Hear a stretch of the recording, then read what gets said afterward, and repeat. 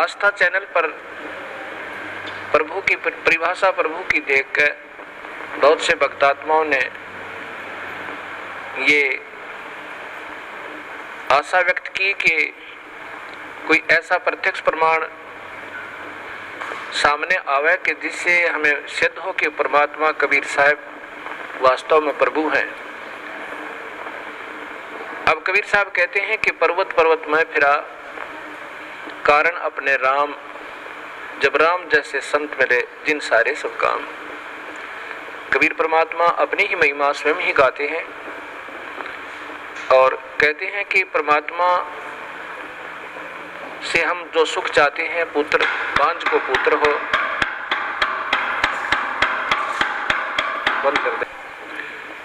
ये आपके सामने एक अनमोल उदाहरण है। ये एक परिवार खड़ा है। ये जिला रोहतक हरियाणा के गांव चिड़ी के रहने वाले हैं और इस बहन के जो अब देखो सामने, इस बहन की आयु लगभग 57 वर्ष है और साथ में ये नवजात शिशु इनकी गोद में है। ये इनका पुत्र है। पहले ये सामने जो लड़की खड़ी है, ये सामने सुलोचना नाम की लड़की, ये बड़े वाली देखना, इसका नाम सुलोचना है। आपकी कितनी आयु है बेटी? 35 वर्ष। अब इस लड़की की आयु 35 वर्ष हो चुकी है और इसके ये 2 पुत्र और पुत्री हैं। ये पुत्री है इस लड़की की और ये पुत्र है, अर्थात इस बहन की। देखना इसको, बड़ी वाली को। क्या नाम है तेरी माँ का? संतरा की ये तो बेटी है, बड़े वाली सुलोचना नाम है, जो 35 वर्ष की है। चित्र मारे ना सारे। और ये देवती है इसकी और ये देवता, और ये इनका दामाद है। इस 35 वर्ष के तक कोई संतान नहीं हुई इस लड़की के, सुलोचना के जन्म के उपरांत। अब इस बहन ने एक अपनी बहन का पुत्र भी गोद लिया। जब वो 10 वर्ष का हो गया तो उसकी मृत्यु होगी। उसकी मृत्यु के बाद ये पागल होगी।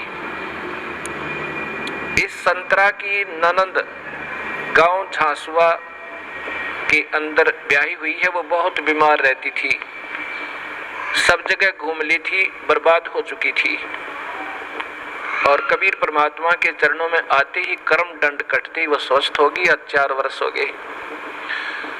तब वो अपनी बीमारी का इलाज हो जाने के बाद उसने फिर अपनी इस भाभी से प्रार्थना की जिसका संतान नहीं थी, एक पुत्री होने के बाद। ये जो सामने आपने चित्र में पुत्र को लिए हुए दिखाई दे रही है। फिर इधर लो। उसने जाकर के अपनी भाभी से, संतरा से प्रार्थना की कि आप यहाँ नाम ले लो। ये पागल हो चुकी थी, ऐसे इसका इलाज भी करवाया गया कि ये पागल हो चुकी है, मेडिकल आदि में ले जाकर। तब इसने प्रार्थना की कि आप हमारे गुरुदेव इस दास का नाम बताया, वहां चलो, उनसे उपदेश लो। कबीर परमात्मा की रजा से आपकी ये सूनी गोद भी भरी जा सके है। अब 57 वर्ष की आयु में, और ये अनमोल कहानी करना कोई बच्चों का खेल नहीं है। ये पूर्ण परमात्मा कबीर साहब की समर्थता का प्रत्यक्ष प्रमाण है। ये नहीं मानी कि अब नहीं हो सकता कुछ भी। तब उसने बहुत प्रार्थना की, इसको कह सुन करके यहाँ ले आए इस आश्रम करौथा में। नाम लिया। नाम लेते ही परमात्मा कबीर परमेश्वर ने अनहोनी की। ये बांझ को पुत्र दे, कोढ़ी को काया दे, वो प्रभु कहलाता है। ये गर्भ रहा, ये बच्चा परमात्मा ने भेजा अपनी कृपा से। फिर भी इनके मन में शंका पैदा कर दी इन मूर्ख मार्गदर्शकों ने, क्योंकि ये तो बेचारी सऊदी में थी नहीं। पागल हो चुकी थी। कहा कि तुम्हारे देवता प्रसन्न हो गए, ये तो ऐसे होना ही था। ये 35 वर्ष तक देवता कहाँ जा रहे थे इनके। यही ये मूर्ख जो मार्गदर्शक कि कहीं तुम्हारी प्रभुता और तुम्हारे ये रोजी रोटी समाप्त ना हो जाए, फिर भी गुमराह करने की चेष्टा की। इनके दिल से यहाँ की आस्था हट गई और फिर अपनी उन्हीं देवी देवताओं के चक्कर में पड़ गई। ये लड़का 14 महीने तक माँ के गर्भ से बाहर नहीं आया। सब डॉक्टर पच लिए कि ये लड़का शायद खत्म भी हो जा बालक। फिर वही जिसने इसको नाम दिलाया था, इसकी ननद, वो गांव गई और उसने कहा कि नादान तूने जुल्म कर दिया।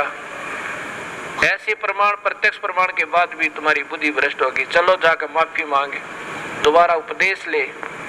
तब ये बेचारी यहाँ आई और जो भी उन देवता का दर रखा था वो कुर्डिया बठो क्या ठाक है, नाम लेकर गई, दोबारा माफी मांगी कि मेरे से गलती होगी। तब तीसरे दिन इस लड़के का जन्म हुआ।